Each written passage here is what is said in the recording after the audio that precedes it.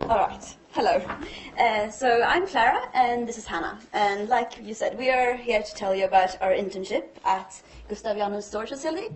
We are both history students, but while we were there, we worked with objects. So we digitized a collection of weights and measures to an online platform for preservation.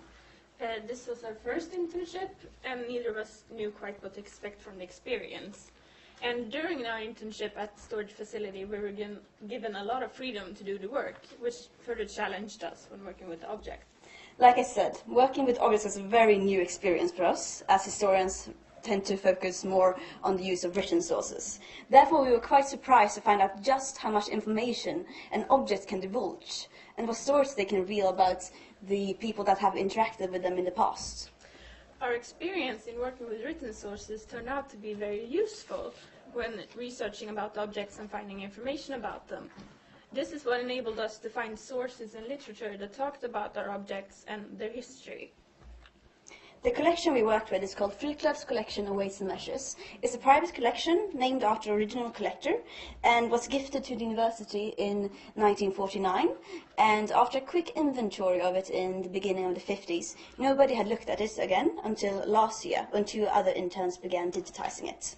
The collection consists of 840 different objects from whose origins date back as far as the 17th century for some of the nested weights from Nuremberg, and as recently as the 1930s for some Swedish measuring sticks, and their country of origin varies between 10 different countries, some of which don't exist anymore, and a few of them had very unclear origin countries, so it took some detective work to figure that out. And as our supervisor at the storage facility always used to say to us, these objects really are the nuts and bolts of economic history. However, I had not given any consideration to the systematic work that went behind to ensure that the people really knew that the nuts and bolts were correct, so to speak. For example, all the Swedish weights and measures were stamped according to a practice enforced by the Royal Adjustment Office.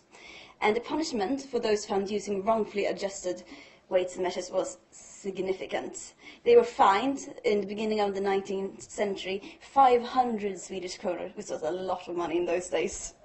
And at the beginning of our work with the collection, we didn't have any information about the international objects.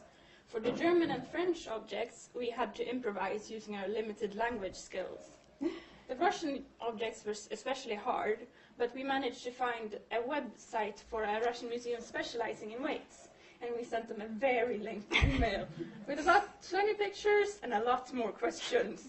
Luckily, we received answers to all our questions very quickly, and for that we were very grateful. Further challenges was also presented by the Dutch weights, which didn't have any stamps on them other than some mysterious numbers, which told us how many, but not of which unit of measure. And after trying to find sources for them the entire Friday and intermittently during the weekend, because Hanna just couldn't let it go, we finally found sources for them on the Monday morning on a website which came as a godsend. Aside from finding information about the objects, we also took photos of them, which we uploaded with the information we had from our sources and literature into the online database. This is an example of what one of the posts for one of our objects could look like in the database, which is named Alvin, by the way. Now that our internship is over, we have had the opportunity to reflect a bit on some of the interesting lessons we have learned through this experience. First of all, we have learned to always handle the objects with care, to always wear gloves, which storing environments are optimal for which materials, and foremost, not to drop them. Because if you do, everybody in the building will come running, and if the object is an iron weight weighing more than 2 kilos, everybody will have heard it. Secondly, on a more serious note, we have had the opportunity to work with objects as sources, which is something I had never considered doing before this experience. Thus, we have gained new knowledge and new ways of gaining this knowledge. Thirdly, the internship is giving us work and life experience that will become useful no matter what we choose to do later in life. The storage facility was a truly interdisciplinary workplace, which has also demonstrated for us how such collaborations can look like and how they work. Aside from everything we have learned and gotten out of this experience, we have also been of use to the people working at the storage facility, Given that we are history students and most of them are archaeologists, we contributed with a new angle when working with this collection. This is the end of our presentation. Thank you for listening.